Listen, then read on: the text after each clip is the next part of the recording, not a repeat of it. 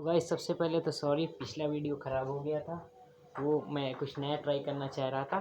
तो यार फिर से आज हम शुरुआत करते हैं अपने इस वीडियो की। तो पहला क्वेश्चन है आपका, orientation of N atomic orbital is govern by.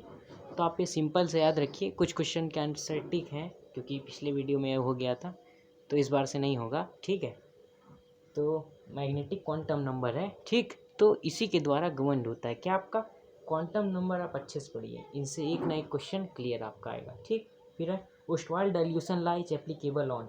तो Ostwald dilution law weak electrolyte पे एप्लीकेबल है, केवल, ठीक। फिर आगे बढ़ते हैं। फिर है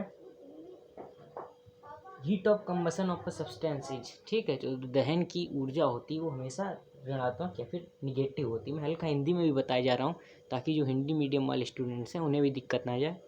फिर आगे बढ़ते हैं, hybridisation of sulphur in SO2 is, ठीक। तो जैसे आप ट्रिक टाइप याद रखिए, SO2 यानी कि 2 है यहाँ पे, तो जहाँ पे आपको दिखे 2 sp2 क्लिक, ठीक है, ये टिक। स्ट्रक्चर ऑफ HCF6, तो आप ये याद कर सकते हैं या फिर नहीं याद, क्योंकि काफ़ी इंपॉर्टेंट है हाइब्रिडाइजेशन आपका, तो याद रखिएगा। स्क्वायर प्लेनर होता है स्ट्रक्चर, ठीक है। फिर आगे बढ़ते हैं, carbocation is the intermediate of, carbocation is the intermediate of. तो आप ये SN1 मैकेनिज्म ज़रूर पढ़ के जाइए, इसका SN1 मैकेनिज्म है। अगला क्वेश्चन है वो भी उसी पे बेस्ड है, which of the following mechanism is a 2 step process. तो सिंपल सा आंसर है SN1 मैकेनिज्म। तो इकलौती SN1 मैकेनिज्म है आपकी जो कितनी 2 स्टेप रिएक्शन है, ठीक है। तो आई थिंक इतना आपको आया होगा।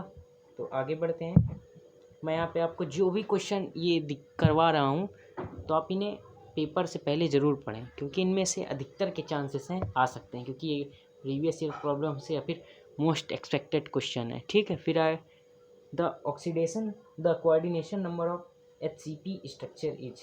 तो 6 का यहाँ पे आप ऐसे याद रखिए, HCP यानी 6।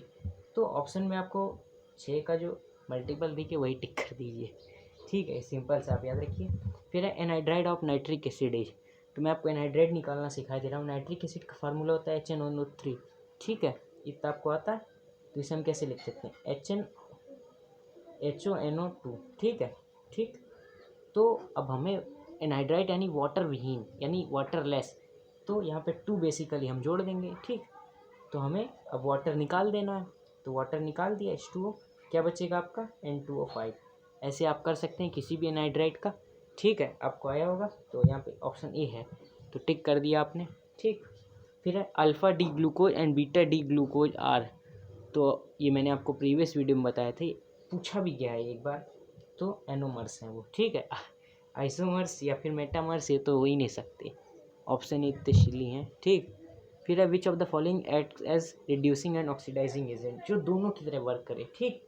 तो H2O2 इकलौता ऐसा है जो आपका दोनों है, ठीक है, इतना आप याद रखिए। तो गाइस आगे बढ़ते हैं, common name of H2SO4 is, तो ऑयल ऑफ विट्रियोल है, ठीक, याद रखिएगा आप। ये pH of solution is equal to 0 then the solution is.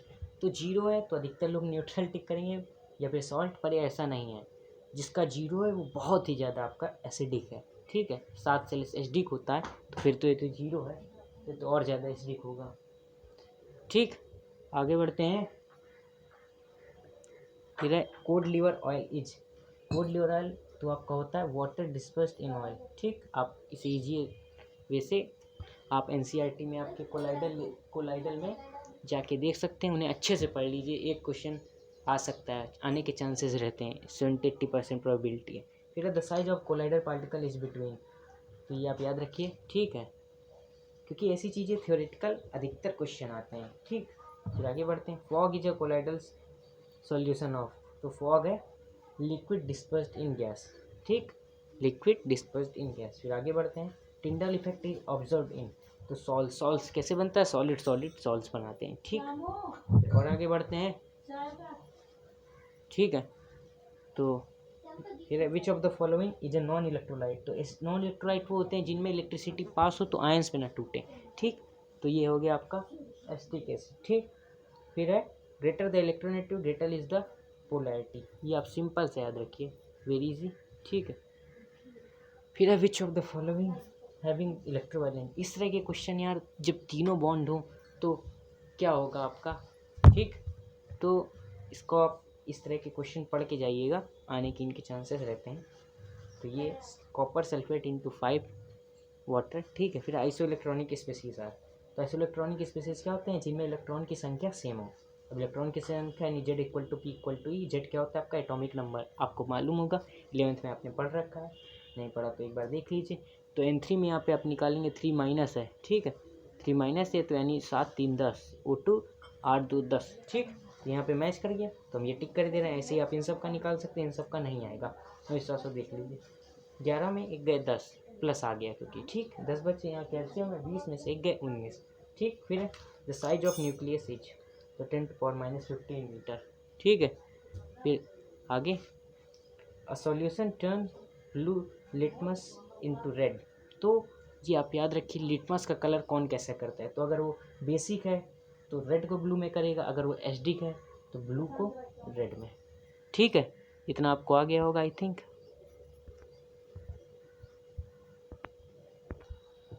फिर है आपका अगला question, dipole moment of water कहाँ, सॉरी थोड़ा ऊपर ज़्यादा हो गया तो इसे थोड़ा सा सेट।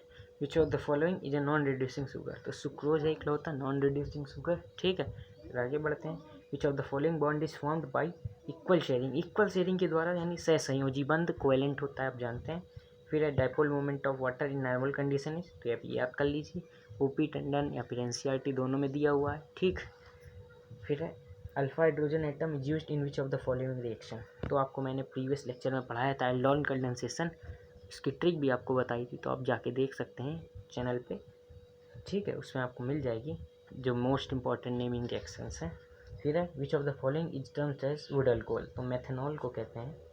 ठीक है, फॉर्मूला आपको पता ही है CH3OH। फिर है which of the following is called Ziggler NATA catalyst. Polymer काफ़ी इंपॉर्टेंट चैप्टर, ऐसे ही क्वेश्चन आते हैं। तो LDPE में यूज होता है TiCl3 यानी टाइटेनियम ट्राइक्लोराइड कहते हैं। फिर है which does not give biuret test. तो आपका यूरिया ब्यूरेट टेस्ट नहीं देता।